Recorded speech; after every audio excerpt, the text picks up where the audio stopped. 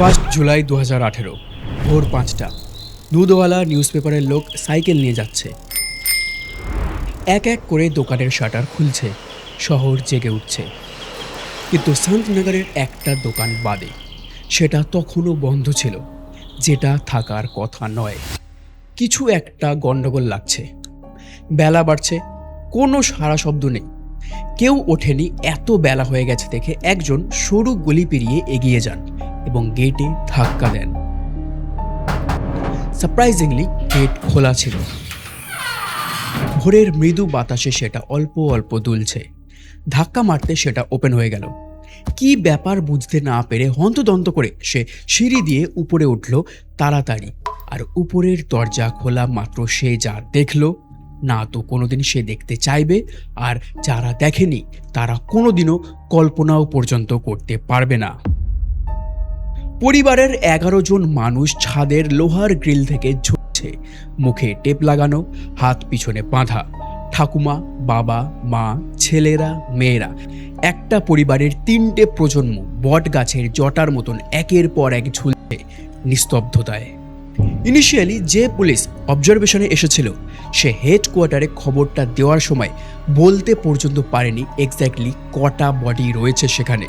সকাল 7:30টায় Delhi police phone পায়, আর বিকেলে গোটা দেশে ছড়িয়ে যায় গা শিউড়ে ওঠা ঘটনা।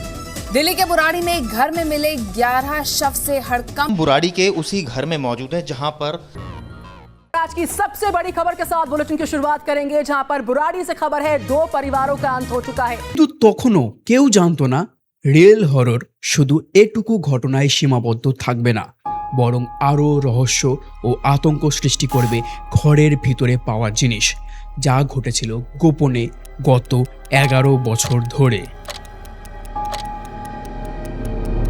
একটা সিক্রেট এত ডার্ক, এত স্ট্রেঞ্জ, এত ভয়ানক, শীতল, অদ্ভুত, রহস্যময়, যা বুঝতে পুলিশ, তদন্তকারী অফিসার, সাইকিয়াট্রিস্ট, জার্নালিস্ট, এমনকি সাধারণ মানুষের বছরের পর বছর কাটিয়ে দিতে হয়েছে।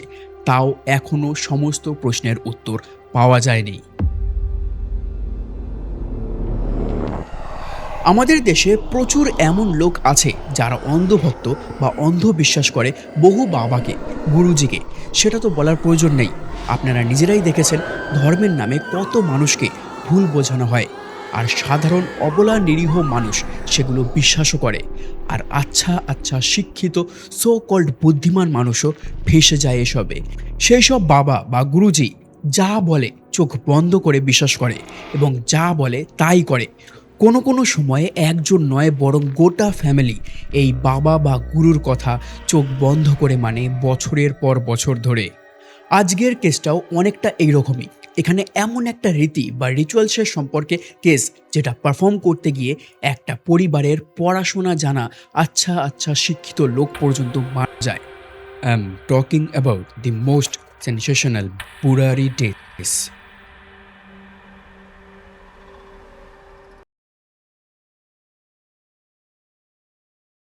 নমস্কার, আমি অনির্বাণ, আর আজ শুনছেন দিল্লির বুরারির সেই রহস্যময় বাড়ির ঘটনা, যা আজও শুনলে গায়ে কাঁটা দেয়। কোনো লজিকই এই অন্ধকারের জাল সরাতে পারেনি পুরোপুরি। 30শে জুন 2018, সেই রাতে কি হয়েছিল তা বুঝতে হলে আপনাকে জানতে হবে এই মানুষগুলো কারা ছিল এবং কত পিকুলিয়ার ছিল। 1 জুলাই 2018, দিল্লির বুরারি এলাকার সন্তনগরের চুন্নাওয়াত বা ভাটিয়া ফ্যামিলি থাকতো। বাইরে থেকে দেখতে একদম সাধারণ নর্মাল ফ্যামিলি। তাদের একটা মুদিখানার দোকান আর একটা প্লাইউডের দোকান ছিল।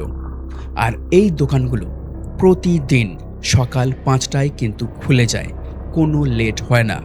চন্নাওয়াত ফ্যামিলি ভীষণ ডিসিপ্লিন এবং পাংচুয়াল ছিল। কিন্তু সেই দিন 1 জুলাই 2018 সকাল 5টায় দোকান খুলল না।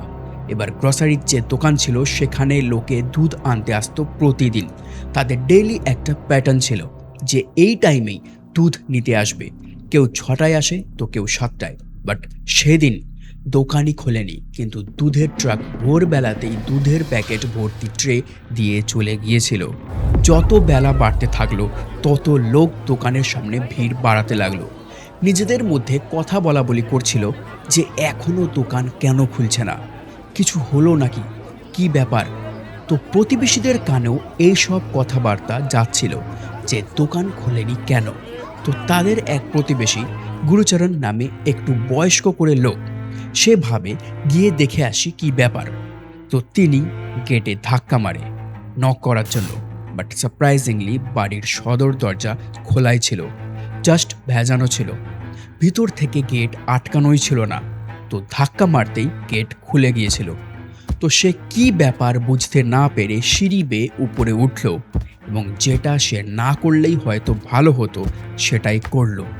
গেট খুলে এমন একটা দৃশ্য দেখলো যা কেউ কল্পনাও করতে পারবে না। এত ভয়ানক ছিল সেই দৃশ্য যে দেখেছে মৃত্যু কোনোদিনও ভুলবে না। আপনারা যারা অপঘাতে মৃত্যু দেখেছেন, মনে করে দেখুন কতগুলো রাত আপনি জেগে কাটিয়েছেন, ঘুমাতে পর্যন্ত পারেননি। আপনি দেখেছিলেন মাত্র একটা বিভৎস দেহ, কিন্তু এখানে 11টা, এবং ভীষণ রকম রহস্যময়ভাবে। যারা দেখেছে তারা জানে সে আতঙ্ক ভাষায় প্রকাশ করার নয়। চান্নাবাজ ফ্যামিলির প্রত্যেক মেম্বার সিলিং থেকে ঝুলছে, গলায় দড়ি দিয়ে ছাদের ফেন্স থেকে। একজন মহিলা দেওয়ালের পাশে ছিল, তারও গলায় দড়ি, এবং পাশে নিচে একজন বৃদ্ধা, তারও গলায় দড়ি।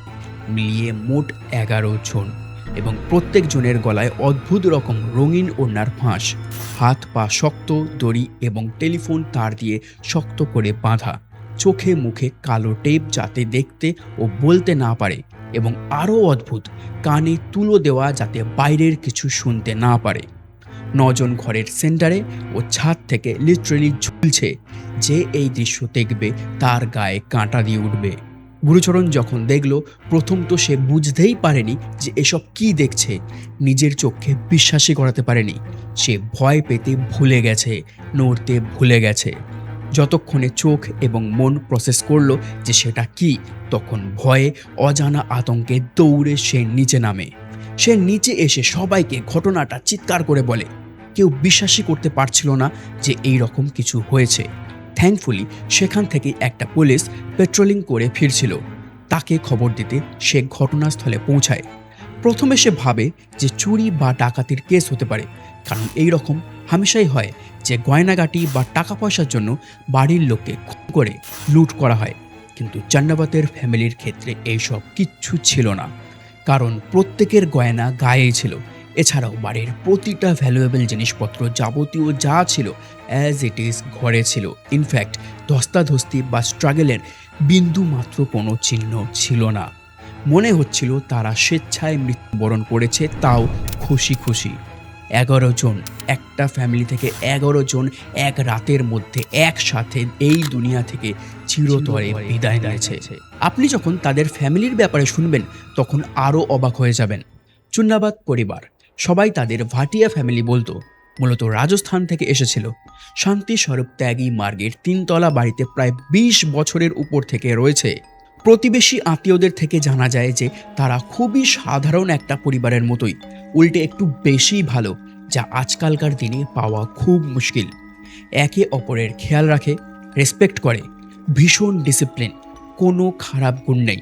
স্বামী স্ত্রী ভাই বোন সকলের মধ্যে সম্পর্ক ভালো। ছোটরা সব সময় বড়দের কথা শোনে। বাড়িতে কোনোদিন কোনো রকম ঝগড়া অশান্তি হয় না। প্রতিবেশীদের সাথে সম্পর্ক প্রায় পরিবারের মতোই। তাদের ছেলেমেয়েদের সাথে প্রতিবেশীর ছেলেমেয়েরা একসাথে খেলে। এমনকি প্রতিবেশীদের বাড়িতে গেলে পা ছুঁয়ে নমস্কার করে বলে, কেমন আছেন। আজকের দিনে এটা ভীষণ রেয়ার। দুবেলা মন্দিরে যায়, ভীষণ ধার্মিক, কারোর কোনো ক্ষতি করে না। তাদের দোকানের কর্মচারীদেরও পরিবারের সদস্যের মতোই ভালোবাসে, মাঝে মাঝে খাবার দিয়ে যায়। তো as a family, Chundawat family was normal, typically happy family. এই পরিবারের 11 জন সদস্য, 3টে জেনারেশন, ঠাকুমা থেকে নাতি অবধি। 15 বছর বয়স থেকে 80 বছর পর্যন্ত রেঞ্জ, এরকম আমাদের দেশে কমন। জয়েন্ট ফ্যামিলিতে এইরকমই হয়। কাকা কাকি, জ্যাঠা জেঠি, কাজিন, দাদু ঠাকুমা সব মিলেমিশে একটা বাড়িতে এক ছাদের তলায় থাকে। সবচেয়ে বয়স্ক যিনি, সেই বৃদ্ধা ছিল নারায়ণী দেবী, দাদি, 77 বছর বয়সী একজন বিধবা। তারপর ছিল প্রতিভা, 57 বছর, বড় মেয়ে, তিনিও বিধবা এবং তার মেয়ে প্রিয়াঙ্কা 33 বছর। এঙ্গেজমেন্ট হয়েছে সবে সবে, শীঘ্রই বিয়ে হবে। তার বাগদত্তা নয়ডার একজন সফটওয়্যার ইঞ্জিনিয়ার। তারপর একজন ম্যারেড কাপল, স্বামী স্ত্রী। ভুবনেশ 50 বছর, বড় ছেলে, নিচতলায় পরিবারের মুদির দোকান চালাতেন, শান্ত ও দায়িত্বশীল। এবং সবিতা, ভুবনেশের স্ত্রী, 48 বছর, যাদের 3টে ছেলে মেয়ে।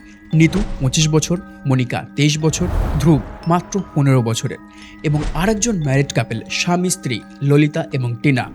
ললিত 45 বছর, ছোট ছেলে, প্লাইউডের দোকান, সবচেয়ে ইন্টারেস্টিং ক্যারেক্টার, যার কথা সকলে শুনত। তার স্ত্রী টিনা 42 বছর, তাদের একটা সন্তান শিবম, সেও 15 বছরের ছোট। এছাড়াও দীনেশ ও সুজাতা, বাড়ির আরও 2 সন্তান, যারা কোটা ও রাজস্থানে চলে গিয়েছিল। এই হলো ফ্যামিলি ট্রি। এই ফ্যামিলির নারায়ণী দেবী ছিলেন সবচেয়ে বয়স্ক এবং সবচেয়ে ছোট ছিল শিবম। এদের প্রত্যেকের ডকুমেন্টসে সারনেম ছিল ভাটিয়া, কিন্তু তারা চন্ডাবাত ফ্যামিলি থেকে বিলং করত। তো তারা চন্ডাবাতি বলতো, কিন্তু অফিসিয়াল কাজে ভাটিয়া ইউজ করত। এরা কোনো এক্সট্রিমিস্ট ছিল না, কোনো কাল্ট মেম্বার না যে কেউ এসে ব্রেন ওয়াশ করে দেবে। এরা খুব সিম্পল অর্ডিনারি ফ্যামিলি ছিল, যারা একসাথে থাকতো, খেত, ক্রিকেট দেখতো একসাথে বসে। গোটা পাড়ায় বা মহল্লায় তাদের এক ডাকে চিনত, কারণ তাদের ব্যবহার ভালো ছিল। প্রত্যেকে তাদের ভালোবাসত, মানত। তাদের 2টো দোকান ছিল, আগেই বলেছি, প্লাইউড ও আরেকটা মুদিখানার। তো দুটোই খুব ভালোভাবে চলছিল। আর এটাই যেহেতু ফ্যামিলির মেইন ইনকাম সোর্স, তাই ফাইন্যান্সিয়ালি ফ্যামিলি স্টেবল ছিল। তো সব কিছু ঠিকঠাক চলছিল। আর সেই ফ্যামিলি যদি হঠাৎ করে শেষ হয়ে যায়, তাহলে কি সিচুয়েশন হবে বুঝুন। আত্মীয় স্বজন, পাড়া প্রতিবেশী কি লেভেলের শক পেয়েছে আন্দাজা লাগাতে পারবেন, বা হয়তো পারবেন না। যদি একটু পিছনে যাই, 14ই জুন 2018, এই ঘটনার 15 দিন আগে ওই ফ্যামিলি 30 বছরের প্রিয়াঙ্কার এঙ্গেজমেন্ট হয় ধুমধামের সাথে, এবং খুব শীঘ্রই বিয়ের ডেট আসতে চলেছিল। অনেক খরচা হয়েছিল। যদি ধরেও নেওয়া যায় যে তারা সুইসাইড করছে, তাহলে ললিত যখন জানে যে 15 দিনের পর এই রকম কিছু হতে চলেছে, তাহলে তারা 5-6 লাখ টাকা খরচ করতে যাবে কেন এঙ্গেজমেন্টের পিছনে? এরকম হাজারো প্রশ্ন মাথায় ঘুরতে থাকবে আপনার। আপনি যত এই কেসের তলায় গিয়ে গভীরে গিয়ে ভাববেন, আপনি কোনোভাবে শান্তি পাবেন না। তবে একটা অদ্ভুত কমন জিনিস কিন্তু এই কেসে লক্ষ্য করা গিয়েছিল, সেটা হলো একটা নাম্বার। অদ্ভুতভাবে, কাকতালীয় বলবেন না কি বলবেন সেটা আপনিই জানেন, 11। এটা ভীষণ ইম্পর্ট্যান্ট একটা নাম্বার। যাই হোক, কেসের দিন ফিরে আসা যাক। পুলিশ ইউনিট এলো, ফরেন্সিক টিম এলো। তারা ক্যামেরা নিয়ে সব ভিডিওগ্রাফি করতে লাগলো বাড়ির প্রতিটা কোণায়, ইচ অ্যান্ড এভরিথিং। তারা কোনো কিছু ছাড়তে চাইছিল না, যাতে ইনভেস্টিগেশন করতে অসুবিধা হয়। তখন তারা সেই ঘরে 11টা ডায়েরি পায়, যা ওই চন্ডাবাত ফ্যামিলি গত 11 বছর ধরে রেগুলার তাদের পরিবারের ব্যাপারে লিখে আসছে। এই ঘটনা সম্পর্কে বহু জিনিস তাতে লেখা রয়েছে। ডায়েরির শুরুর দিকের লেখাগুলো তো অনেক পুরনো, কিন্তু শেষের 2 বছর ধরে ডায়েরিতে এমন কিছু লেখা ছিল যা দেখে বোঝা যায় এক ধরনের ইনস্ট্রাকশন। এই ইনস্ট্রাকশন গত 2 বছর ধরে আসছিল। যেটা লিখছিল সেটা হয় ললিত অথবা ভোপাল সিং। এবার প্রশ্ন আসতে পারে যে ভোপালটা কে? বুরাড়ি বুঝতে হলে আপনাকে ফিরে যেতে হবে 2007 সালে, যে বছর ভোপাল সিং মারা যান। আসলে চন্ডাবাত ফ্যামিলিতে মরেছিল 11 জন ঠিকই, কিন্তু আরেকজন ছিল যার ভূমিকা এই কেসে ভীষণ ইম্পর্ট্যান্ট, ভোপাল সিং। সে কে ছিলেন? ভোপাল সিং ছিল পরিবারের কর্তা, ভরসার স্তম্ভ। ইয়াং এজে হরিয়ানাতে চাষবাস করত, কিন্তু সব ঠিকঠাক চলছিল না। তাই কিছুদিন বাদে সে নারায়ণী দেবীর বাবার সাথে দেখা করে। সে ভোপালকে দেখে যাচাই করে ঠিকঠাক লোক কিনা। সন্তুষ্ট হলে সে তাকে একটা কাজ দেয়। এবার এই ভোপাল সিংয়ের চরিত্র, তার কথাবার্তা, ব্যবহার সব কিছু নারায়ণী দেবীর বাবার পছন্দ হয়। তার সততা, স্বভাব এগুলো ভালো লাগে। তো সে তাকে বলে যে তুমি কি আমার মেয়ে নারায়ণীকে বিয়ে করবে, কিন্তু তোমায় বিয়ে করে ঘর জামাই থাকতে হবে। এবং ভোপাল সিং এটার জন্য হ্যাঁ বলে দেয়। তারা দুজনে বিয়ে করে এবং ঘর জামাই হিসেবে থাকতেও লাগে। তাদের সন্তান হয়। এবার এই যে ফ্যামিলিটা বেড়ে উঠছিল, সেখানে হেড অব দ্য ফ্যামিলি ছিল ভোপাল সিং। আপনি যদি লক্ষ্য করেন, আমাদের দেশে বা এশিয়ান কান্ট্রিতে যেসব ফ্যামিলি, বিশেষ করে জয়েন্ট ফ্যামিলি থাকে, তাদের হেড হয় সেই ফ্যামিলির সবচেয়ে যে বড় সে, এবং ম্যাক্সিমাম ক্ষেত্রে পুরুষ হয়। সেটা বাবা, দাদু, জেঠু এরকম। এরাই হেড অব দ্য ফ্যামিলি হয়। এরা যা বলে বাকিরা তাই শোনে, যে ইনস্ট্রাকশন দেয় বা সিদ্ধান্ত নেয় বাকি ফ্যামিলি মেম্বাররা সেটা ফলো করে। এটাই এখানে হয়ে থাকে অ্যাকচুয়ালি। সেই পুরো ফ্যামিলিকে বেঁধে রাখে। তো এই ভোপাল সিং ভীষণ স্ট্রিক্ট ছিল এবং তার কিছু বাঁধা ধরা নিয়ম ছিল, এবং সেই নিয়মকানুন বাড়ির প্রত্যেক 11 জন চোখ বন্ধ করে ফলো করত। তার ইনফ্লুয়েন্স এতটাই বেশি ছিল।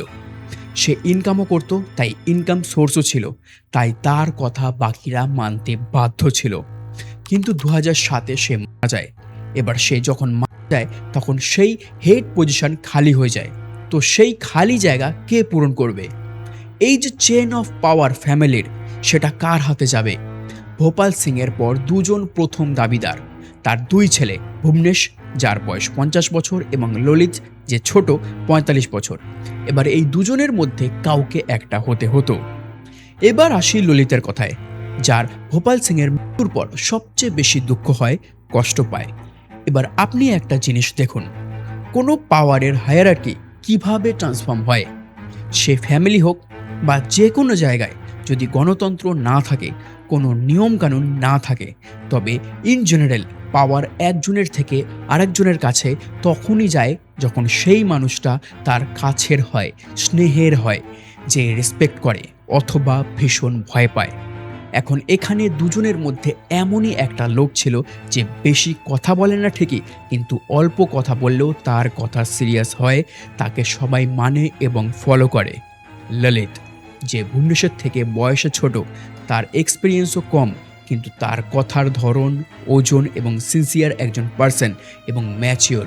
তো ললিত ছিল এই ফ্যামিলির এমন একজন যে কম কথা বলতো কিন্তু গোটা ফ্যামিলিটাকে টেনে নিয়ে যেত। ড্রাইভিং ফোর্স ছিল, খেয়াল রাখতে পারত। তাই ভুবনেশ্বরের বয়স বেশি হলেও পাওয়ার তার হাতেই আসে এবং হেড অব দ্য ফ্যামিলি হয়ে যায় সে। ভোপাল সিংয়ের মৃত্যুর পর ললিত একটু চুপ মেরে যায়, কথা বলতো না কারোর সাথে, কিন্তু সে ডায়েরিতে লিখে রাখত। সে খুব ভেঙে পড়ে বাবার মৃত্যু শোকে। সে কথা বলা বন্ধ করে দেয়। বন্ধ মানে পুরোপুরি বন্ধ। সে লিটারালি বোবা হয়ে যায়। ললিতের দুটো সিরিয়াস অ্যাক্সিডেন্ট হয় অতীতে, একটা আগুন নিয়ে আর একটা ফিজিক্যাল ট্রমা। তো ললিত প্রায় 1 বছর কোনো কথা বলেনি। তার ফ্যামিলি দেখছিল সে ভেঙে পড়েছে আরও, কিন্তু হঠাৎ একদিন একটা ঘটনা ঘটল। পরিবারের প্রতিদিনের হনুমান চালিসা পাঠের সময় ললিত আচমকাই গলার স্বর ফিরে পায়, হঠাৎ আনএক্সপেক্টেডভাবে প্রার্থনার মাঝে। এবার পরবর্তীকালে প্রশ্ন উঠছিল যে ললিতের কি সত্যি ভয়েস চলে গিয়েছিল এবং পরবর্তীতে ফিরে এসেছিল? এটা কি মেডিকেলি পসিবল? এই স্বর হারানোটা মনস্তাত্ত্বিক, মনোরোগ বিশেষজ্ঞরা যাকে বলে কনভার্সন ডিসঅর্ডার, একটা ট্রমার প্রতিক্রিয়া। মন শরীরের কথা বলার ক্ষমতাকে বন্ধ করে দেয় এবং প্রার্থনার সময় গলার স্বর ফিরে আসা ন্যাচারাল রিকভারি। কিন্তু সেই ফ্যামিলির জন্য এটা ছিল মিরাকল। এবার ললিত কলেজ বয়স থেকেই ডায়েরি লিখত, কিন্তু 2007-এ ভোপাল সিংয়ের মৃত্যুর পর এমন কিছু হলো যে সে রেগুলার ডায়েরি লিখতে শুরু করে।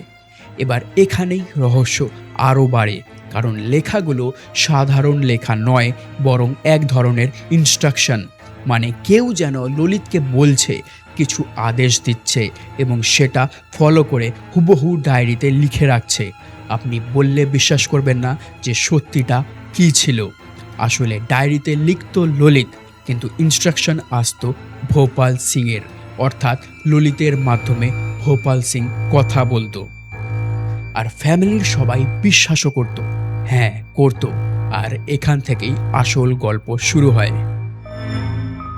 পজেসের কথা সবাই শুনেছে, অনেকে শুনে থাকবেন বা দেখে থাকবে যে কোনো শুভ বা অশুভ শক্তি কারোর উপর ভর করেছে।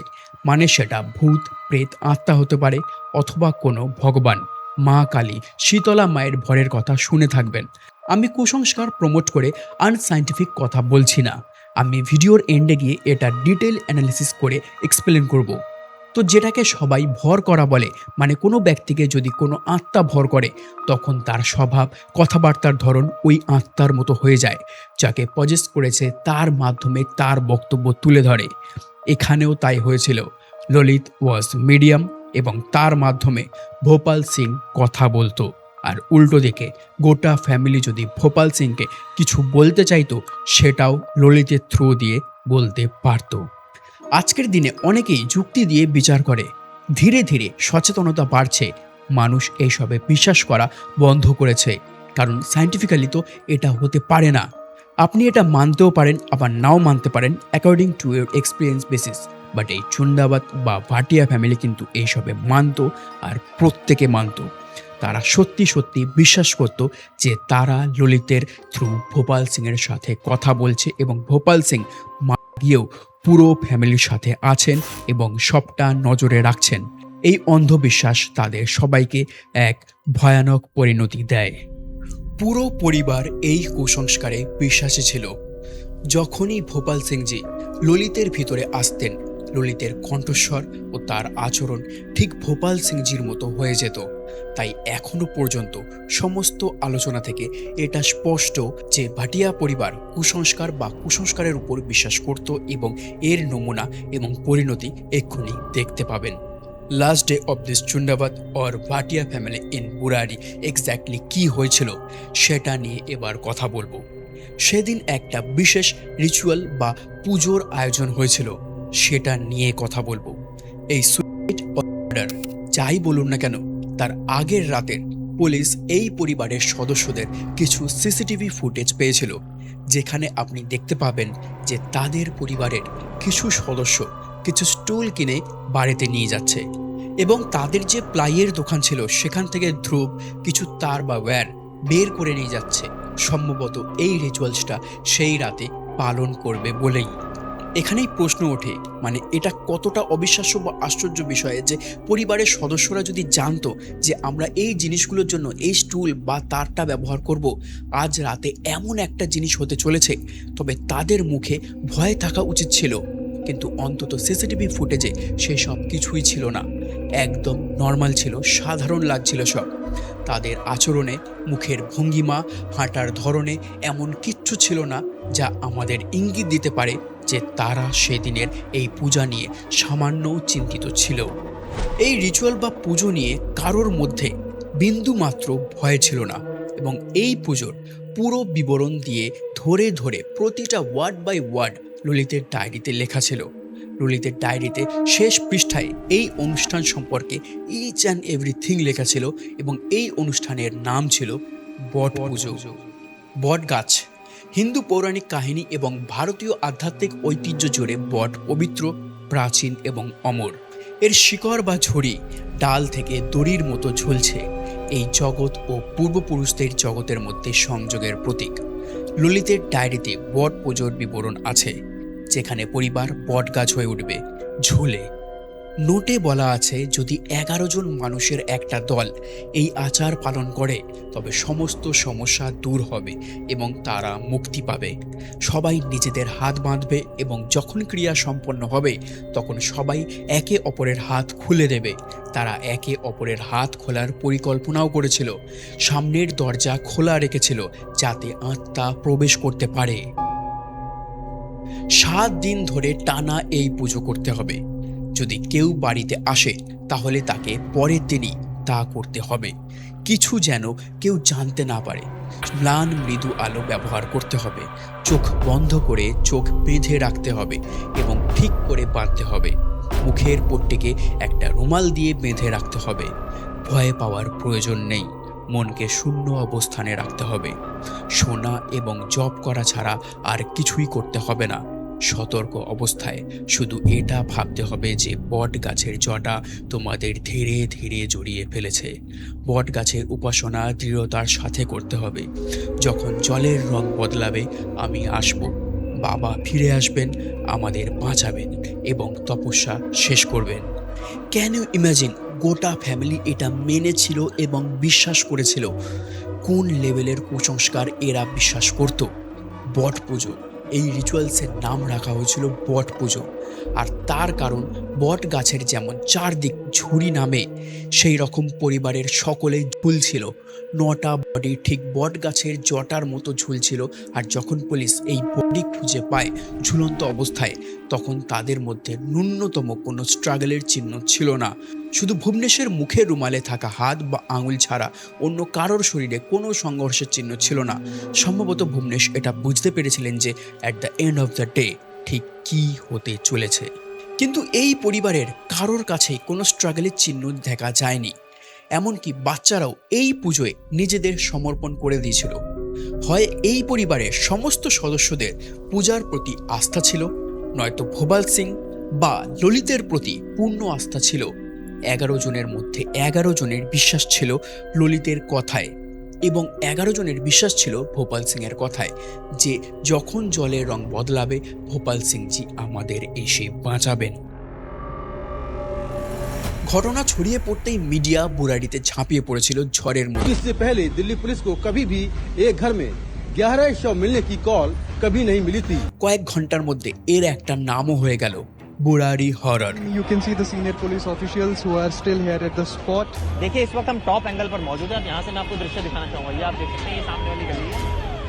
কিন্তু নিউজ চ্যানেল তথাকথিত তান্ত্রিক বিশেষজ্ঞ ভাড়া कुछ ये कह रहे हैं कि पितृदोष था, कुछ ये कह रहे हैं पितृ आत्मा आती थी, दादाजी बुलाते थे, आत्मा आती थी।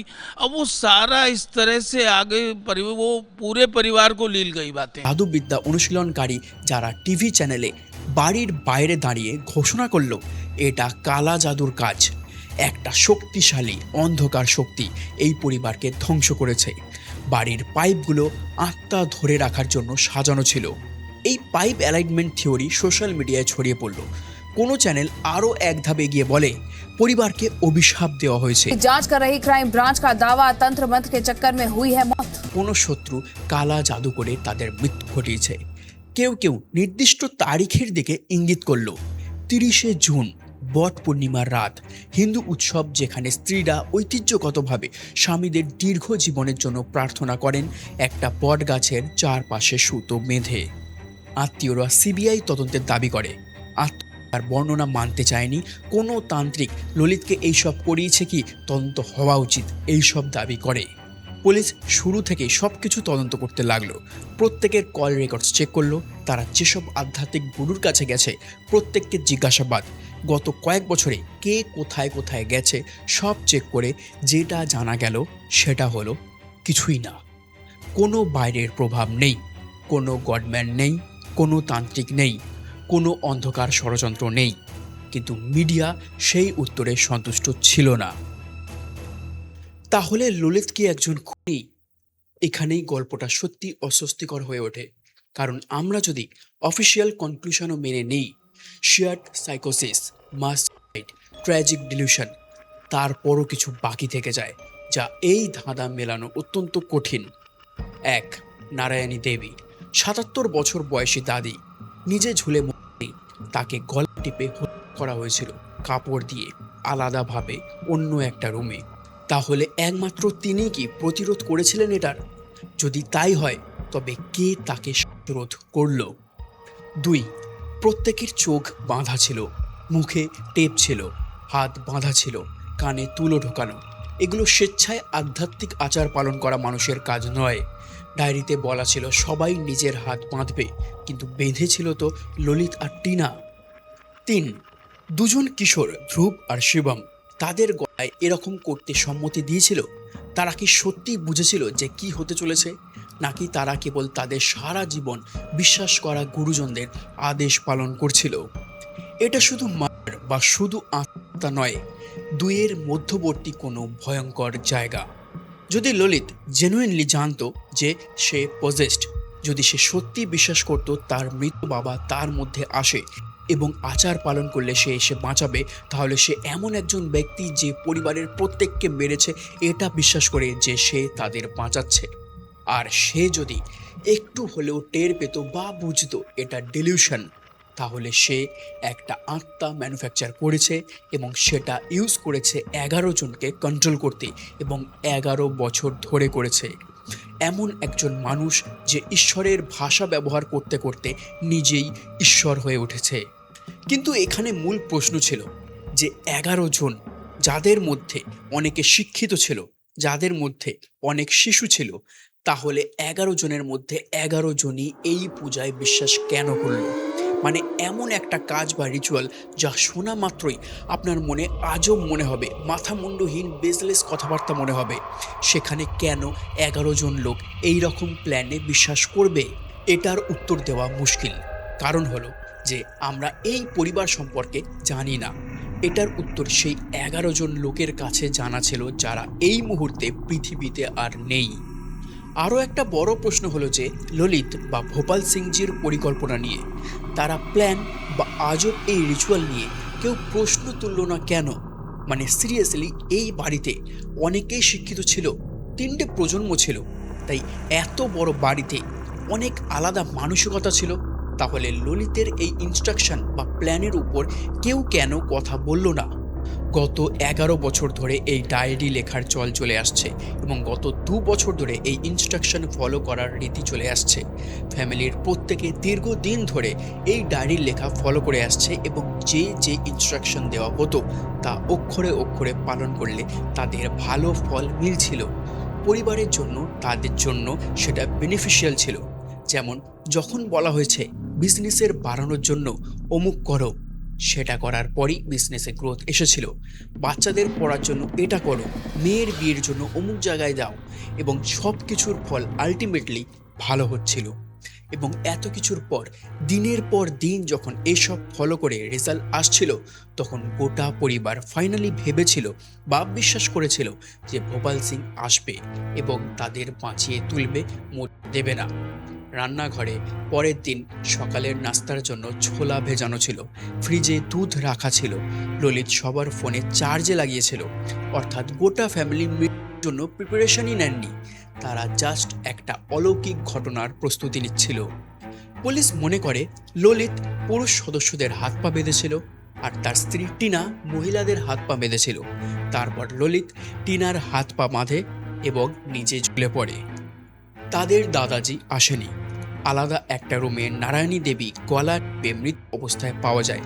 পুলিশ মনে করে তিনি হয়তো ঝুঁকতে পারছিলেন না বা শেষ মুহূর্তে এসব করতে অস্বীকার করেছিলেন, তাই কেউ একজন ডিসিশন নেয় আর তারপর সম্পূর্ণ নিস্তব্ধতা, অসীম নিরাপত্তা ততক্ষণ পর্যন্ত যখন গুরুচরণ সিং সদর দরজা খোলে সকাল 7:15।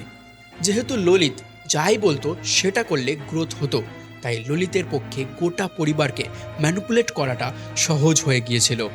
ললিত তাদের বিশ্বাস করাতে পেরেছিল at the end of the day, at the end of the ritual or Puja, everything will be alright, সব ঠিক হয়ে যাবে, সবাই বেঁচে যাবে। ললিত গত 11 বছর ধরে বা হয়তো তারও আগে থেকেই প্রত্যেকের ট্রাস্ট গেইন করে বিশ্বাসের পাত্র হয়ে ওঠে। এবং ললিতের পিটিএসডি ছিল, পোস্ট ট্রমাটিক স্ট্রেস ডিসঅর্ডার, যা কোনো একটা পার্টিকুলার ইভেন্ট বা শকিং ঘটনার পর নিজের মধ্যে ভীতির সঞ্চার ঘটে, বারবার পুরনো কথা মনে পড়ে, সেটা থেকে বেরোতে পারে না। এটা একটা মেন্টাল কন্ডিশন আর মানসিক রোগে ভুগত ললিত। পুলিশ আলটিমেটলি কনক্লুড করে শেয়ার্ড সাইকোটিক ডিসঅর্ডার, ফোলিয়া ডুয়েক্স আ শেয়ার্ড ম্যাডনেস, যেখানে ললিত প্রাইমারি এবং বাকিরা সেকেন্ডারি, যাদের 11 বছর ধরে এই দুনিয়ায় টেনে আনে। কিন্তু প্রবলেম হলো ফোলিয়া ডুয়েক্সে টিপিক্যালি 2 জন ইনভলভ হয়, বুরাড়িতে 11 জন, 3টে প্রজন্ম, 1 দশকের বেশি সময় ধরে। একটা গোটা পরিবার কিভাবে এতদিন ধরে ডিলিউশনে থাকতে পারে কাউকে কিছু না বলে? শেষ যে রিচুয়াল বট তপস্যা, এই রিচুয়ালটায় ওনাদের সকলকে নিজেকে বট গাছের শেকড়ের মতন 10-15 মিনিট বেঁধে রাখতে হতো উঁচুতে।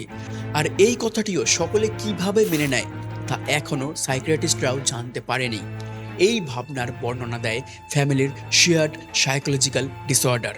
অর্থাৎ এই ক্ষেত্রে দুটো মানুষ যখন একে অপরের খুব ক্লোজ হয়, তখন তারা একে অপরের বিভ্রান্তিমূলক ভাবনাকেও সাপোর্ট করতে শুরু করে দেয়। এই পরিবারের যারা ক্লোজ ছিল, অর্থাৎ প্রতিবেশী এবং আত্মীয় স্বজন, তারা কোনো চেঞ্জেস লক্ষ্য করেননি। এই থেকে বোঝা যায় সিজোফ্রেনিয়া রোগের ব্যাপারে এখনও বহু মানুষের মধ্যে সচেতনতা গড়ে ওঠেনি। সিজোফ্রেনিয়া নিয়ে ভিডিওর এন্ডে কথা বলবো। সামনের জনের মধ্যে রোগের লক্ষণ চিহ্নিত করতেও আমরা ব্যর্থ হই। অনেক সময় এই রোগের লক্ষণগুলো পূর্ণ মাত্রায় প্রকাশই পায় না এবং সামনের জন যিনি দেখছেন তার সব কিছু নর্মালি লাগে।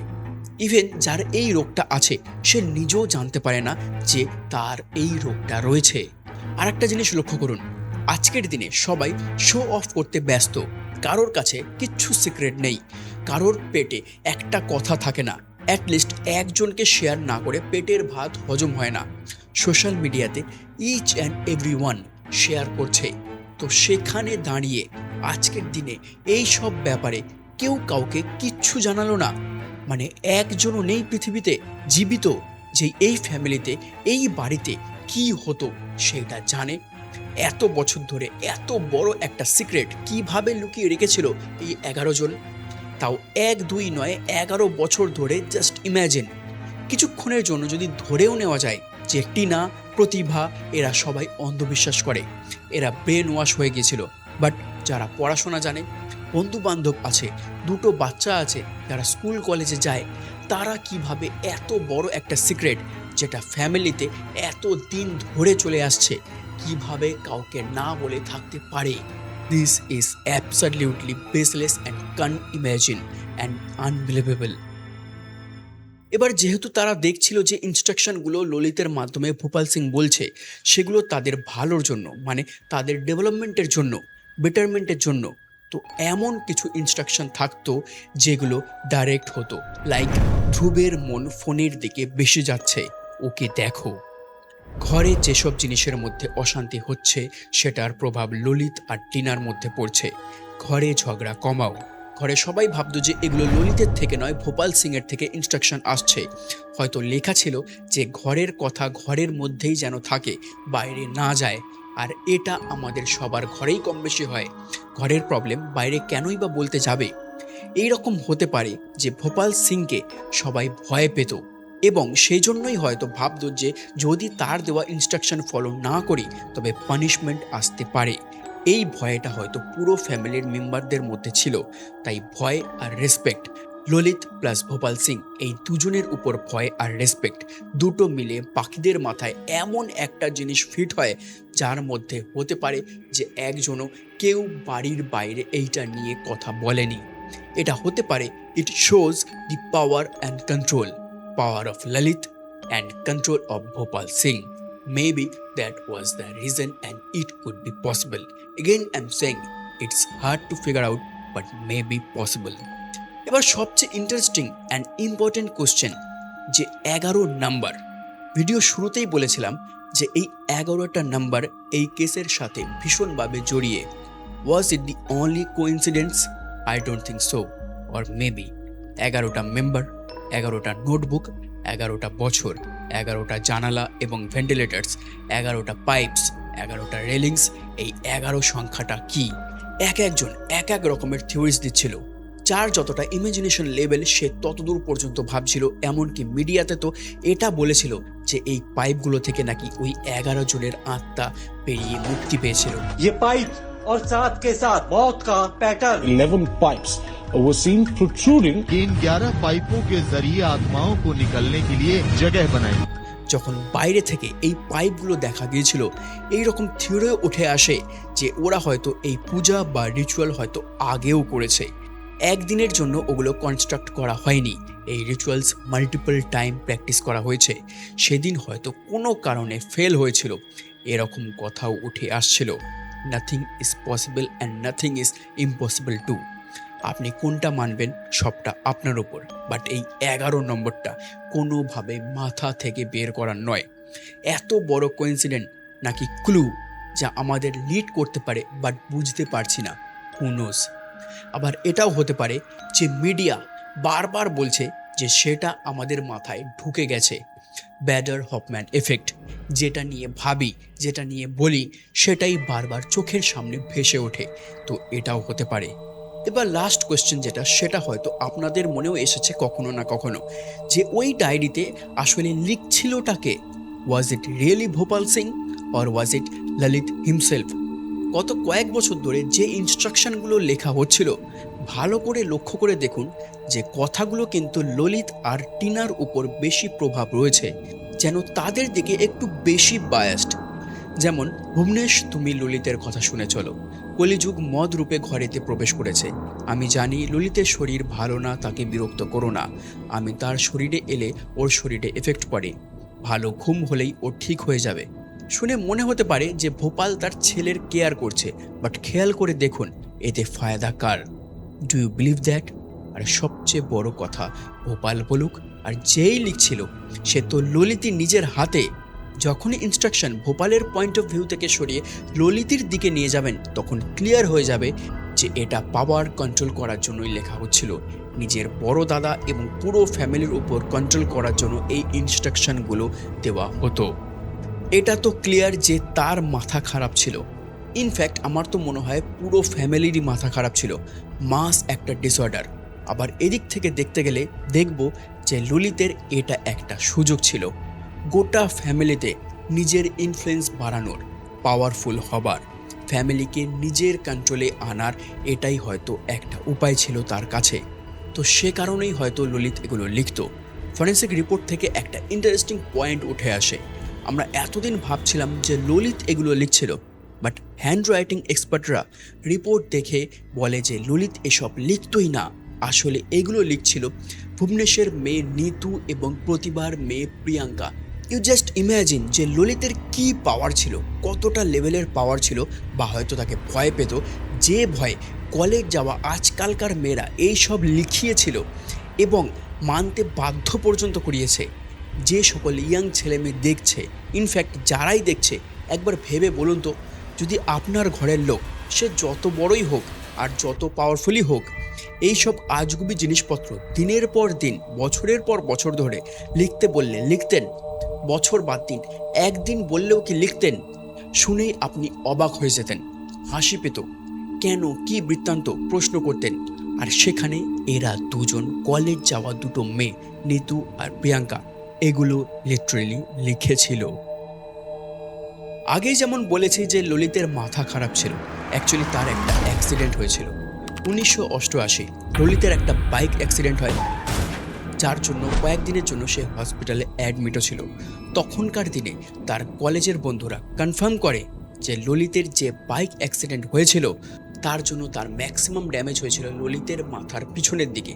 এবং একটা নয়, আরও একটা অ্যাক্সিডেন্ট হয়েছিল 2004-এ, যখন সে প্লাইয়ের দোকানে কাজ করত এবং তখন পেমেন্ট নিয়ে কিছু একটা ঝামেলা হয় এবং তখন তাকে ওই দোকানের মধ্যেই আটকে আগুন লাগিয়ে দেওয়া হয়। এই অ্যাটাক থেকে সে সারভাইভ করে যায় এবং কোনো প্রকারে পালিয়ে বেঁচে যায়। এদিকে যখন 2007-এ বাবা মারা যায়, তখন সে একদম চুপ হয়ে যায়, কারোর সাথে মিলতো না, মিশতো না, সে একদম আইসোলেট হয়ে যায়। এরপর ভোপাল সিংয়ের মৃত্যুর কিছুদিন পর তাদের ঘরে একটা বড় পুজো রাখা হয় এবং এই পুজোয় সে সবাইকে চমকে হনুমান চল্লিশা পড়তে শুরু করে দেয়। সবাই অবাক হয়ে যায়, আর সেটাই স্বাভাবিক। এবং এখান থেকে সে ফ্যামিলির আর বাকি সদস্যদের বোঝাতে সক্ষম হয়েছিল যে তার শরীরে ভোপাল সিং এসেছিল এবং সে তাকে সারিয়ে তুলেছে এবং তার আওয়াজ ফিরিয়ে দিয়েছে। আজ তার জন্যই সে কথা বলতে পারছে। হতে পারে সে যখন দেখলো সবাই তার কথা বিশ্বাস করছে যে ভোপাল সিং তার বডিতে এসেছিল এবং সে সারিয়ে তুলছে তাকে, তখন ললিত এর সুযোগ নেয় এবং পাওয়ার জন্য, সবাইকে কন্ট্রোল করার জন্য এই প্ল্যানগুলো করে এবং ইনস্ট্রাকশনগুলো লেখে সে নিজেই। সারপ্রাইজিংলি যা যা বলতো সেগুলো সবার ভালো হতো। হতে পারে সে এদিক থেকে বিচক্ষণ যে কার কোনটা করলে কি ভালো হতে পারে, সেভাবেই সে লিখত বলার জন্য। এবং psychologically he played well, nicely. এবং বাকি অন্ধবিশ্বাসে সে নিজেও হয়তো বিশ্বাস করত, তাই এই পুজো রিচুয়ালগুলো করতো ভোপাল সিং করাচ্ছে নাম দিয়ে। অ্যাকচুয়ালি সে নিজে করতে চাইতো আর বিশ্বাস করতো যে সবাই হয়তো সত্যিই বেঁচে যাবে, বা সে হয়তো বাবাকে ভালোবাসতো বলে বাবার নামে এসব করাতো ঠিকই, কিন্তু স্যাক্রিফাইসের মাধ্যমে হয়তো সে বাবাকেই ফিরিয়ে আনতে চেয়েছিল। হয়তো সে নিজেই বিশ্বাস করত যে এই বট পুজো করলে বাবা আসবে আর তাদের মধ্যে কিছু শক্তি দেবে, কাউকে দেবে কিনা জানি না, অন্তত ললিতে ফায়দা হবে সেটা সে বিশ্বাস করত। আসলে সে ভীষণ রকম মানসিকভাবে রোগী ছিল, মারাত্মক রকমের অসুস্থ ছিল। বর্তমান সময়ের সাথে পা মিলিয়ে আমরা উন্নয়নের পথে এগোচ্ছি, এটা তো সত্যি কথা। তবে এমন অনেক বিষয় রয়ে গেছে যা এখনো আমাদের দেশে একটা ট্যাবু হয়ে থেকে গেছে। এমন একটা মেন্টাল কন্ডিশন নিয়ে কথা বলছি যা প্রতি বছর পৃথিবীব্যাপী প্রায় 24 মিলিয়ন মানুষকে নিজের শিকার বানায়। বুরারির এই কেস আমাদের দেশেরই নয়, গোটা দুনিয়ার মধ্যে ঘটা সবচেয়ে বড় সাইকোটিক কন্ডিশন ইনডিউসড মাস সুসাইড। আগেই বলেছিলাম যে ললিতের মেবি মাথার প্রবলেম ছিল। তার আগে বলুন তো, হোয়াট ইজ সিজোফ্রেনিয়া? হুয়ের মতে সিজোফ্রেনিয়া এমন একটা মানসিক ব্যাধি যেখানে নিজের অনুভূতি ও চিন্তাধারা প্রকাশে কোনো রকম সঙ্গতি থাকে না। অর্থাৎ ব্যক্তি হয়তো এমন কিছু দেখে বা শোনে যার বাস্তবে কোনো অস্তিত্ব নেই। এই রোগে আক্রান্ত ব্যক্তির মধ্যে এক প্রকার ভ্রম সৃষ্টি হয়। সে ভাবতে থাকে যে তার মানসিক বা শারীরিকভাবে কেউ কন্ট্রোল করার চেষ্টা করছে। সে যা ভাবছে তা তার নিজস্ব ভাবনা নয়। এই কারণে সেই ব্যক্তি নিজেকে সমাজের থেকে দূরে সরিয়ে নেয়। সিজোফ্রেনিয়া রোগটা কি সেটা ভালোভাবে জানতে হলে সেই সময় ফিরে যেতে হবে যখন রোগটা আবিষ্কার হয়েছিল। একটুখানি ব্যাকস্টোরি বলবো। আগেকার সময় মানসিক ব্যাধিকে কোনো রোগ বলে বিচারই করা হতো না। আপনি নিজেই কল্পনা করুন না যে আপনি 500 বছর আগে কোনো গ্রামে বসবাস করছেন আর আপনার পাশের বাড়ির একটা প্রতিবেশী হঠাৎ করেই অদ্ভুত আচরণ করা শুরু করেছে, যা দেখে মনে হচ্ছে তাকে কোনো আত্মায় ভর করেছে। তাহলে স্বাভাবিকভাবেই তাদের প্রথম প্রতিক্রিয়া তো এটাই হবে যে এর ওপর কোনো ভূত প্রেত ভর করেছে, আর তা তাড়ানোর জন্য তারা কোনো পূজা অর্চনা বা ঝাড়ফুঁকের ব্যবস্থা করবে। তখনকার সময় অনুযায়ী এটা স্বাভাবিক। তার কারণ হলো তখন মানুষের মধ্যে এই বিষয়ে কোনো সচেতনতা গড়ে তোলা হয়নি বা কোনো শিক্ষা দেওয়া হয়নি, যা থেকে তারা জানবে যে মানসিক ব্যাধি আসলে কি। এবার সেইখানে সিজোফ্রেনিয়া তো এমন একটা রোগ যেখানে ব্যক্তি নিজেও জানে না যে সে কি রকম আচরণ করছে, সেখানে তো মানুষ আরোই এটাকে ভৌতিক কর্মকাণ্ডই মনে করবে। ললিতের ছোটবেলায় কি হয়েছে সেটা তো জানা পসিবল নয়, তবে তার যেহেতু দুবার অ্যাক্সিডেন্ট হয়েছে এবং তার মধ্যে একটা অ্যাক্সিডেন্ট নয়, দ্যাট ওয়াজ অ্যাটাক, তো সেটা একটা ট্রমা প্লাস হয়তো বাবার খুব কাছে ছিল এবং যখন সে মারা যায় তখন এটা ট্রিগার্ড হয়ে যায়। পুলিশ মামলা বন্ধ করে দেয়, নিউজেও দেখানো বন্ধ হয়ে যায়, ওয়েব সিরিজ, ডকুমেন্টারি সব হয়, কিন্তু তারপরও কিছু প্রশ্ন আছে যার উত্তর কোনো অফিসিয়াল ডকুমেন্টে কখনো দেওয়া হয়নি। 1. পুলিশ 11টা ডায়েরি পেয়েছিল, কিন্তু 2018 সালের প্রথম 2 মাসের ডায়েরির এন্ট্রি নেই। সেইগুলোতে কি লেখা ছিল?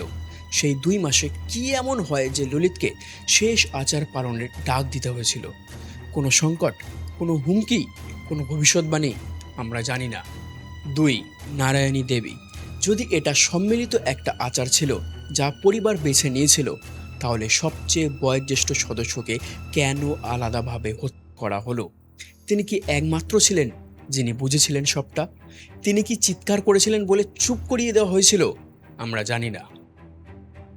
3. ললিতের স্ত্রী টিনা মহিলাদের হাত পা বেঁধেছিলেন। 42 বছরের একজন বুদ্ধিমান মহিলা, বাড়ি চালাতেন, তিনি একজন মা। কোনো মুহূর্তে তার সন্তানের গলায় ফাঁস দিতে গিয়ে একবারও ভেঙে পড়ল না। কি পরিমাণ অন্ধবিশ্বাস লাগে এটা করার জন্য? আমরা জানি না। 4. পুলিশ তদন্ত করেছিল ললিত কোনো বাইরের ব্যক্তি দ্বারা প্রভাবিত হয়েছিল কিনা। একজন তান্ত্রিক, একজন গডম্যান, কেউ যে তার মধ্যে এই ধারণাগুলো বপন করেছিল, তার কোনো প্রমাণ মেলে না। কিন্তু তারা 2 মাসের ডায়েরিও পেল না। দুটো তথ্য কি সংযুক্ত? আমরা জানি না। 5. পরিবারের আরও 2 জন সদস্য ছিল, দীনেশ, সুজাতা, যারা চলে গিয়েছিল, যারা সেই বাড়িতে ছিল না। তারাও কি বিশ্বাসী ছিল? তারাও কি আচারের কথা জানতো? তারাও কি ললিতের কাছ থেকে এই নির্দেশ পাচ্ছিল? এবং যদি তাই হয়, সেই রাতে তারা কেন ছিল না? তাদের কি আমন্ত্রণ জানানো হয়েছিল? তারা কি অস্বীকার করেছিল? নাকি তাদের কখনো চূড়ান্ত আচারের কথা বলাই হয়নি? আমরা জানি না। এগুলো দিল্লির নিগমবোধ ঘাটে দাহ করার পর শান্তনগরের 4 নম্বর গলির বাড়িটা শূন্য হয়ে দাঁড়িয়ে রইল। প্রতিবেশীরা আগের চোখে সেটা আর দেখতে পারে না। শিশুরা সেখান থেকে খেলতেও যায় না। মুদির দোকান, প্লাইউডের দোকান চিরতরে বন্ধ হয়ে গেছে। বেঁচে থাকা আত্মীয়রা এক অস্বস্তিকর উত্তরাধিকার নিয়ে বেঁচে আছে, যেটা লজ্জার, বিভ্রান্তির এবং না উত্তর পাওয়া কিছু প্রশ্নের। এই গল্প একটা প্রশ্ন ছুড়ে দেয় আপনার দিকেও। কোনো সিক্রেট আপনার অজান্তে আড়ালে আপনার দেওয়ালের পিছনে বেড়ে উঠছে না তো? নীরবে কোনো বিশ্বাস লালিত হচ্ছে না তো? এবং কত বছর লাগবে, কত স্যাক্রিফাইস বা সমর্পণ, যে এই বিশ্বাসগুলো আপনার সমস্ত কিছু গ্রাস করে নেবে?